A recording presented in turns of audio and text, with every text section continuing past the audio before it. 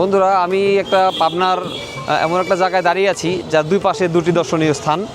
আমার হাতের বাঁ দিকে যে সাদা বিল্ডিংটা দেখা যাচ্ছে এটা হলো কিংবদন্তি অভিনেত্রী সুচিত্রা সেনের পৈতৃক নিবাস, এবং ঠিক তার পাশেই অপোজিটেই একটি অত্যন্ত সুন্দর বাট পরিত্যক্ত অবস্থায় আছে এখন রামগোপাল চাকি জমিদার বাড়ি। মূলত এই জমিদার বাড়িটি আসলে এটির প্রতিষ্ঠাতা ছিলেন রামগোপাল চাকি নিজেই, কিন্তু উনি এই বাড়িটি দেখে যেতে পারেননি ওনার জীবদ্দশায়। বাড়িটি নির্মাণ হওয়ার আগেই উনি মারা যান। 1900 সালে রামগোপাল চাকির মৃত্যুর পরে বাড়িটি ফাঁকা হয়ে যায়, আর 1950 সালে আসলে পুরো বাড়িটি ফাঁকা হয়ে যায়। তারপর থেকে বাড়িটি আসলে এভাবেই পড়ে আছে। আপনারা দেখতে পাচ্ছেন বাড়িটি যথেষ্ট পরিত্যক্ত অবস্থায় পড়ে আছে।